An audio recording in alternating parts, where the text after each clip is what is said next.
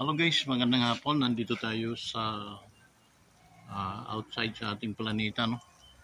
Nandito tayo ngayon sa Aris, palengke ng Arisa, no? Dito sa Barangay Binyan, Pagsanghan, Laguna. Guys, shoutout nga pala dun sa mga kawanderes natin, no? Mga solid, walang butas. Shoutout sa inyo lahat.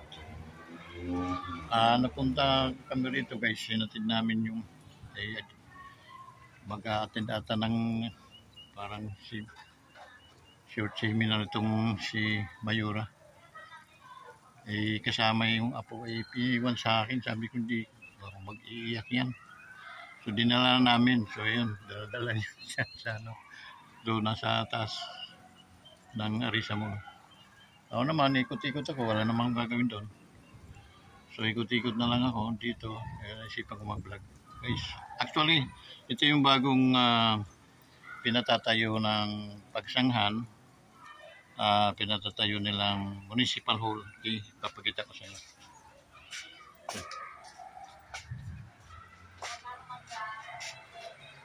Ayan, yung bagong municipal hall guys. Pinatayo ni Mayor Arisa ito. So dito ililipat yung municipal hall ng Pagsanghan. Okay, mula sa bayan lilipat dito, bagong municipal hall. So yun guys, no? So balik tayo sa farm views guys. Magtataka ka, no, bakit tayo kinakapos ng bigas sa lawak ng palayan natin. Dito pa lang sa Pagsanghan, sufficient enough na yung ng Pagsanghan, itong rice, itong taniman ng palay natin. Kung mag-consume nito ay Pagsanghan lang, sobrang sobra, baka mabulok ang mga bigas dito.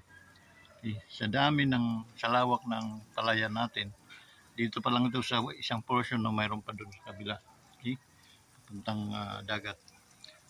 So gaano ilang hektarya, mga hektarya yan guys, na nagsusupply, nagsusustain sa atin ng mga palay, no, bigas.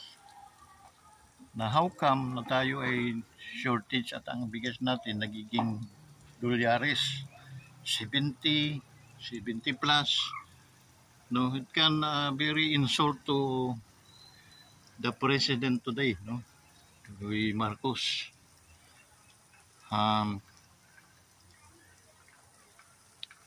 Sana mabago yung ratio, no, yung yung system na nangyayari ngayon sa bansang Pilipinas. From Pangulong Duterte, almost di man perfect yun, pero nasa mga 88% yung pwedeng may grado ko sa dating Pangulo, no? 88%. Wala pa pong malibang kay Marcos, mga 90% sabihin natin, no? Para sa akin. Pero sumunod si Pangulong Duterte, 88% grade. Okay? Sufficient enough yung kanyang superiority. Magaling na presidente. And then balance lahat. Alam niya kung paano dadalhin ang Pilipinas. While today, andito na si BBM. So malayo siya sa kanyang tatay, no? Malayo siya sa brillianity, no, siya pagiging magaling, matalino. Malayo, and then yung the way he handle the situations, napakalayo niya. Sana panalangin natin. Wala na naman tayong ibang magagawa kundi panalangin na hindi siya makinig sa mga maling tao. Makinig siya sa mga right na mga persons na makakatulong sa ating bansa. Hindi para kurapin, para dugasin ang pera ng bansa, bagkus maipakinabangan sa lahat ng mamamayan na Pilipino. Okay? Para at least magkaroon tayo ng magandang magandang bansa, no? Hindi kurap. Pero nakikita natin guys, talagang yun ang nireklamo ng karamihan, kaya nakakatakot. Baka hindi ito umabot ng 6 na taon. Kung hindi siya magbago, no, hindi niya ayusin ang pagdadala niyan sa bansang Pilipinas. Kasi habang tumatagal, nagiging parang dugyot, back to dugyot ang ating bansa, no? So, imagine mo magtaasa ng bigas ng ganon. Tagal na. Okay?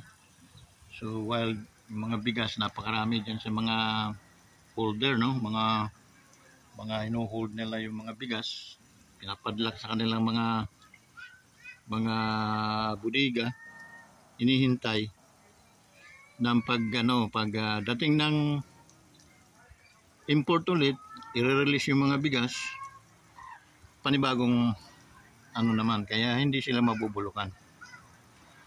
So yun dapat ang iniispiyahan ng ng gobyerno.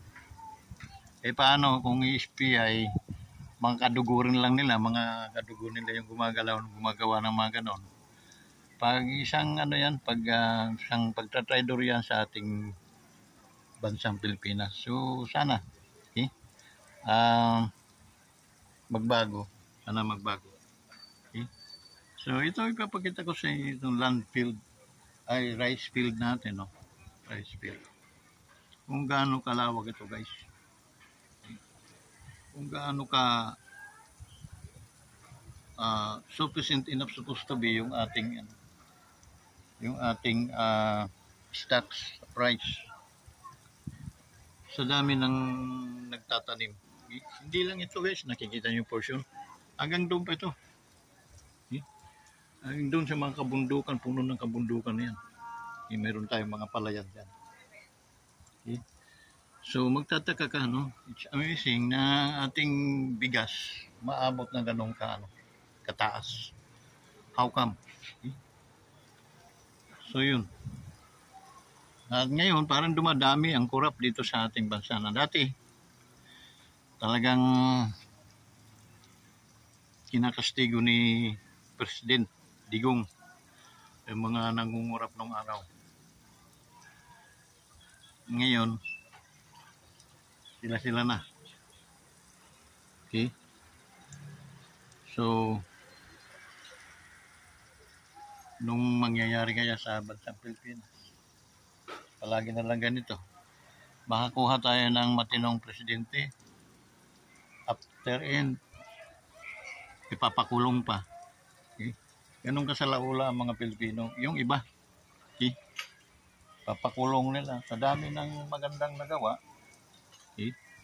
Halos mga adik dito ay pinagtatalian talaga sa ligat. Pinanguhulog doon sa mga kumukulong langis.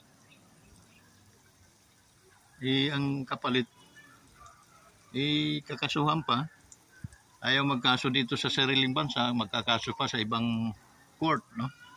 Mga katangahan na akala nila sila ay mga matatalino. Sila ay magwawagi, no? Paano makikalam yung ICC dahil hindi naman yun sila, out of jurisdiction yun sa atin. Wala silang karapatan na mano dito dahil ang ating mga batas ay nagpapangsyon. Otherwise, yung ating hindi nila tayo membro. Okay? So can afford yung mga tao, mga Pilipino, yun ang mga tarantadong Pilipino. Okay? Na yung Pangulo before, nagbigay ng magandang panunungkulan, hindi talaga nag-corrupt yung guys kasi tingnan mo bahay nyo doon sa at the same. Pero may maipon man, may sweldo yun eh. Pero wala siyang kumbaga taas okay, na tao. Dahil hindi siya sanay sa hindi naman na yung pera, hindi naman madadala yan sa impyerno. Kaya mga anak, magtrabaho kayo para kayo mayroong pera. Ganun lang kasimple. Pwede naman talaga mabuhay ng ganun eh. Okay? Hindi katulad ng mga nakikita natin dito sa Kalagunahan, mga dating mahihirap, nag-uumahit sa hirap. Pero tingnan mo mga buhay ngayon dahil hindi umalis sa pagiging politiko. Tingnan mo mga buhay ngayon. Kumbaga, anuhin mo sila, interviewin, tingnan mo, imbestigahan o saan sila kumuha ng mga salapi para pambilin mga kalupaan, pagpagawa ng mga mansyon. Wala naman yun sila. Okay? Pero ngayon, ayun.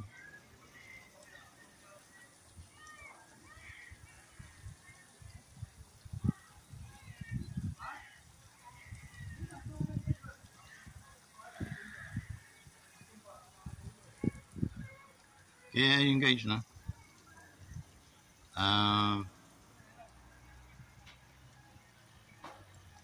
Yun ang isang mga kabalaghan na nangyayari sa ating lipunan.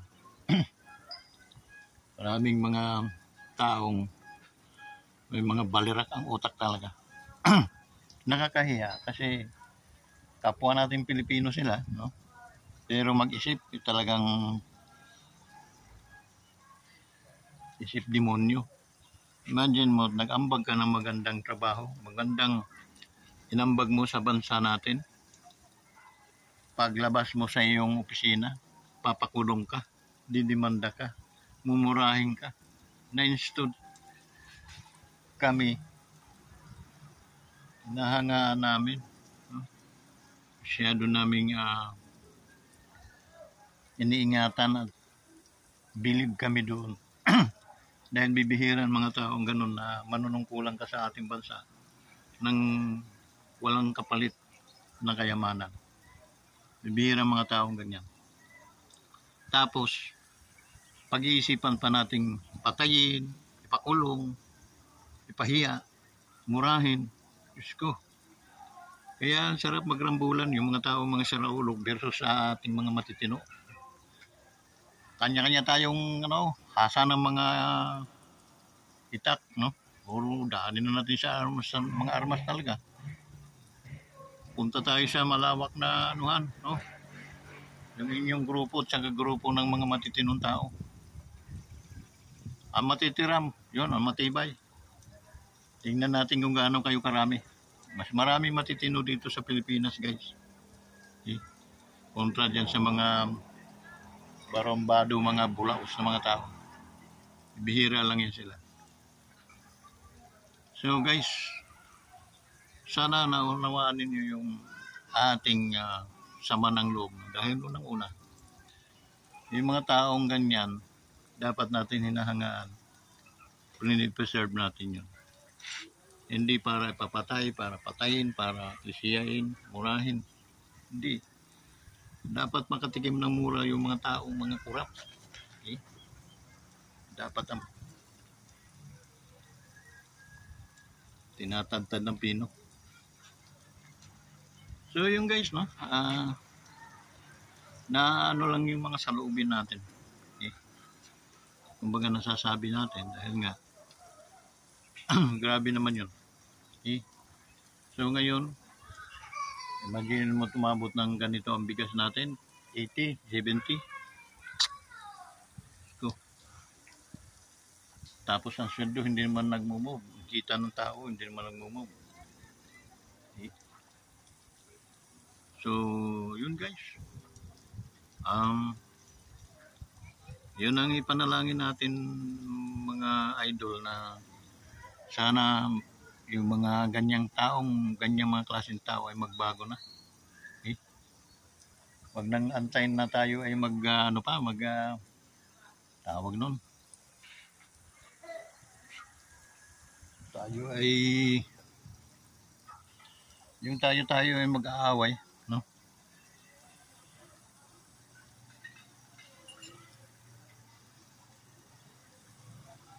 Kasi ang hirap, no? Lumalaban ng patas tapos yung sila mga nanorider sa ating lipunan. Kaya dapat yung lahat na yun malipol, no?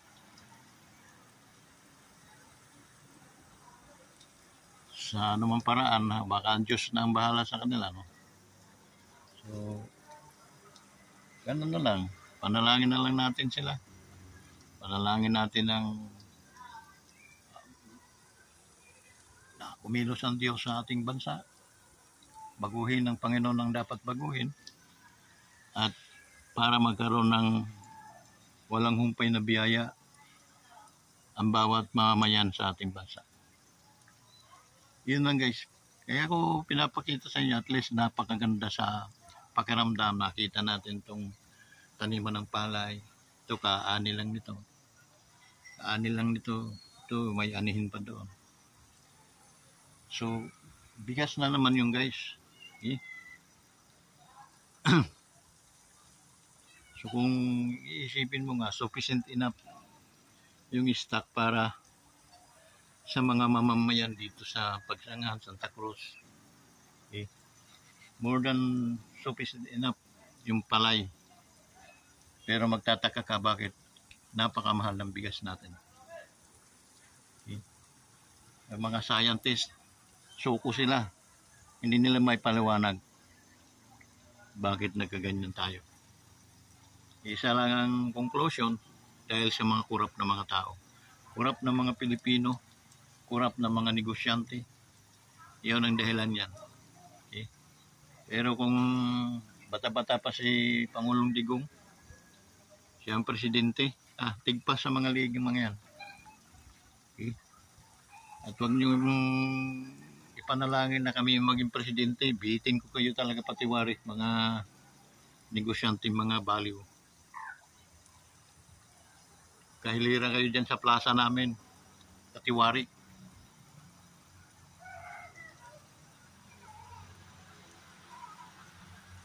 Pag pinatay, diretso sunog, o di, ano agad, nabawasan agad yung mga siraulong mga negosyante. Kawawa guys, mga Pilipino. Bawang kawawa. So yun guys, no, huwag tayo mawala ng pag-asa. Habang makikita niyo itong rice field na ito, isa lang ito na portion sa Pagsanghan. No? Isang portion lang ito. Marami ito guys. Dito sa kabila, taryak-tarya din yun. Okay. So yun.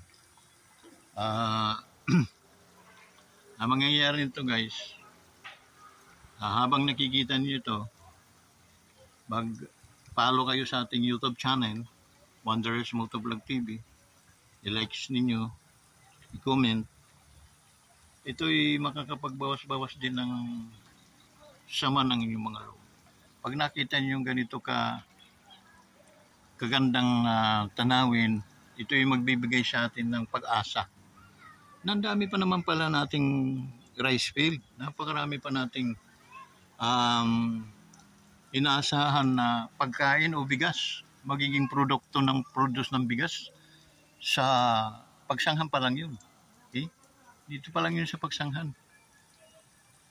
Hektarya-hektarya ang taniman ng palay. Maraming mga magsasakang nasanay na silang hindi na tumitigil sa katatanim ng palay. Pero ang karamihan sa kanila guys, kung ang pamumuhay nila nung araw ay ganun, no? Isang kahig, isang tuka. Hanggang ngayon, ganun pa rin ang ating mga magsasaka. Sa ibang bansa, ang mga magsasaka sila ang yumayaman. Okay? Dahil, siyempre, tinutulungan sila ng gobyerno pagkatapos, ang produksyon nila nakakatulong sa kanilang pamilya.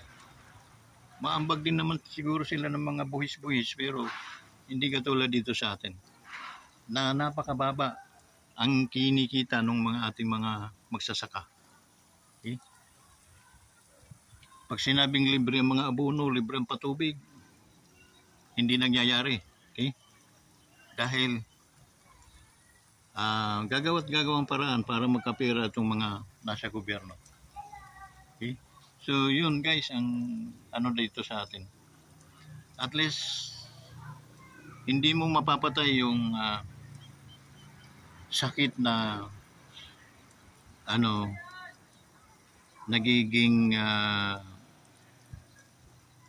talamak na dito sa ating bayan, yung sakit na tawagin na yan, corruption.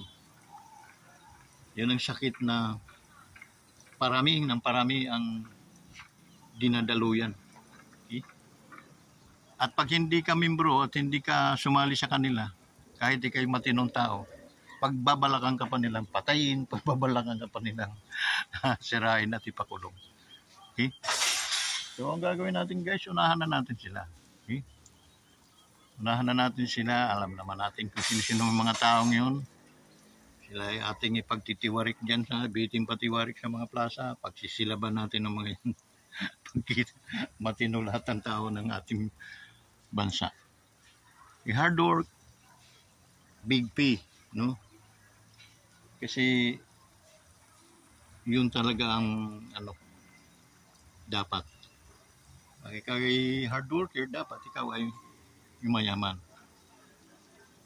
So yun. Sipag at tiyaga ang puhunan para ikaw ay maging isang mayaman dito sa ating bayan.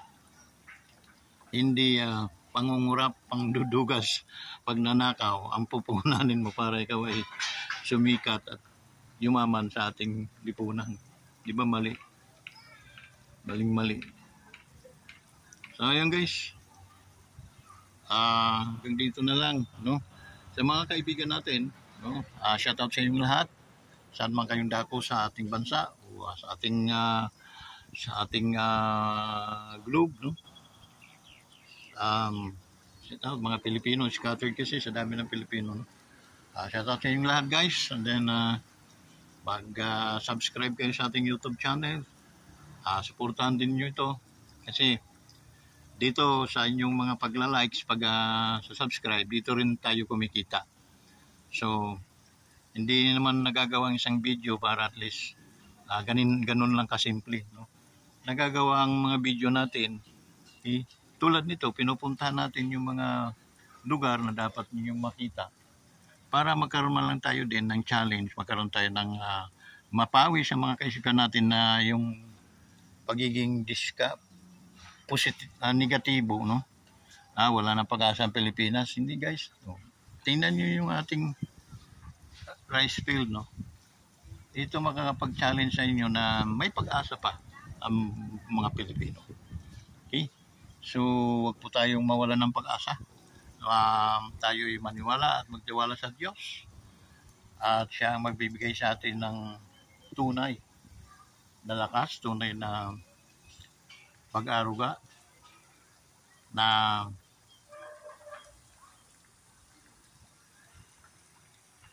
ating mararanasan. Itong katinit na ito, may purpose din to kung bakit yan ang katinit. Basta hindi lang tayo maubusan ng tubig guys. Makakain tayo dahil itong palayan na ito ay aanit-aanit ito. So hanggang dito na lang guys. Maraming salamat sa inyong lahat. Pagtubayan kayo. At sa aking sinasabi sa inyo, sa mga hindi pa nag-subscribe, mga kaibigan natin, mga viewers natin, mag-likes kayo para makatulong kayo sa ating vlog. At yung mga hindi pa nag-subscribe, mag-subscribe kayo sa Wanderers Motovlog TV. Maraming salamat po sa inyong lahat. Bye-bye.